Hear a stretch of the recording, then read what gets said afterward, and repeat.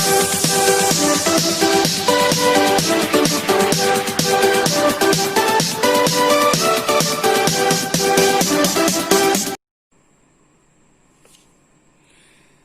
Students, welcome to online classes for Hindi again.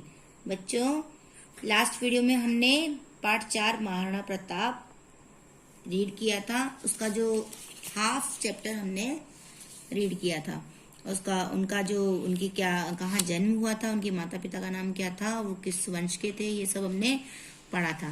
अब हम आज पढ़ेंगे उसका जो बाकी है पेज नंबर 28 पर, कि उन्होंने क्या कहाँ युद्ध किया, किन किन से युद्ध किया, उसके बारे में हम अब आगे से पढ़ेंगे।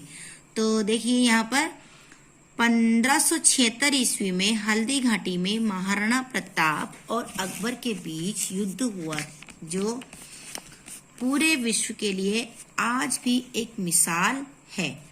इस युद्ध में महाराणा प्रताप ने 20,000 राजपूतों को साथ लेकर मुगलों की 80,000 सेना का सामना किया। अपनी अभूतपूर्व वीरता और साहस से मुगल सेना के दांत खट्टे कर दिए और अकबर के सैकड़ों सैनिकों को मौत के घाट उतार दिया। इनके घोड़े का नाम चेतक था। सबको याद है, इनके घोड़े का नाम चेतक था।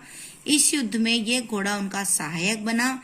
चेतक की बहादुरी की गाथाएं आज भी लोग सुनाते हैं।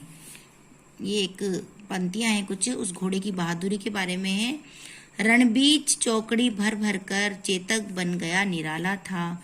राणा प्रताप सिंह के घोड़े से पड़ गया हवा का पाला था। वो इतना तेज दौड़ रहा था कि जैसे हवा चलती है उसमें, उस तरह से उस घोड़े की दौड़ थी। और वो क्या था, बिल्कुल चौकड़ी भरते हुए युद्ध कर रहा था महाराणा प्रताप के साथ में। वो बराबरी से दुश्मनों को मात दे रहा था। वो उनका एक सहायक था।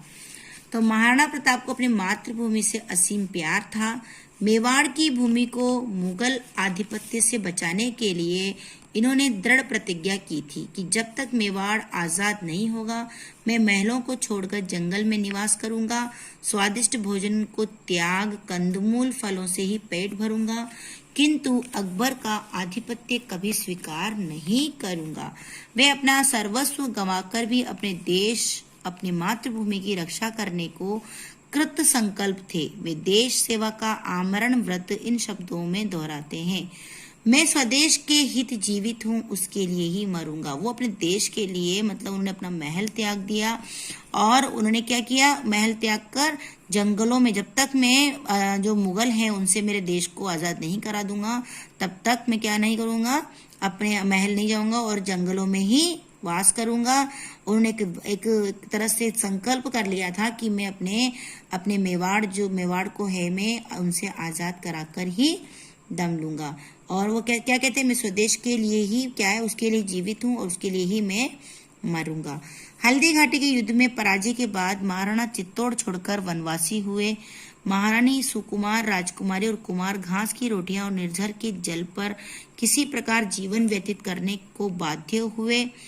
अरावली की गुफाओं में निवास करते हुए कष्टमय जीवन व्यतीत किया, लेकिन उन्होंने दिल्ली सम्राट अकबर की अधीनता को स्वीकार नहीं किया। उनका कथन था, जब तक सांस स्वतंत्र रहूंगा दास नहीं हो सकता। और उन्होंने क्या बोला कि मेरे जब तक मेरी सांस है, मैं जब तक जिंदा हूँ, मैं स्वतंत्रता के रूप में रहूंगा, किसी का दास नहीं बनूंगा। क्योंकि जब वो हार गए थे तो उनको वहां से छोड़ना पड़ा और चित्तौड़ छोड़कर वो कहाँ चले गए, वन में चले गए। और वहां पर उन्होंने घास की रोटियां, पानी वगैरह पीकर अपना जीवन व्यतीत किया अपनी महारानी के बच्चों के साथ में, जो राजकुमारी थे उनके साथ में। इतना मतलब कष्टमय जीवन व्यतीत करने के बाद भी उन्होंने अकबर की अधीनता को स्वीकार नहीं किया। उन्होंने बोला, मैं स्वतंत्र ही रहूंगा, मैं किसी के दास नहीं बनूंगा। संपूर्ण जीवन युद्ध करके और भयानक कठिनाइयों का सामना करके प्रताप ने जिस तरह से अपना जीवन व्यतीत किया, उसकी प्रशंसा इस प्रकार से मिट न सकेगी। यह धरती हमेशा ही महाराणा जैसे वीर सपूत पर गर्व करती रहेगी।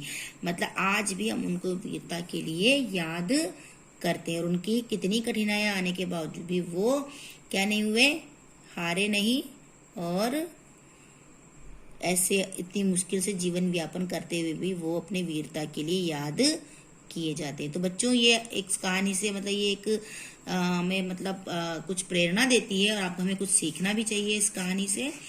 तो आप लोग बच्चे इनको पढ़ें एक बार और से, और पढ़ के इसको समझने की कोशिश करें, उससे आपकी रीडिंग भी अच्छी होगी। और फिर तब तक मिलते हैं अगली वीडियो में। तब तक के लिए बाय बेटा बच्चों, बाय, सी यू, टाटा।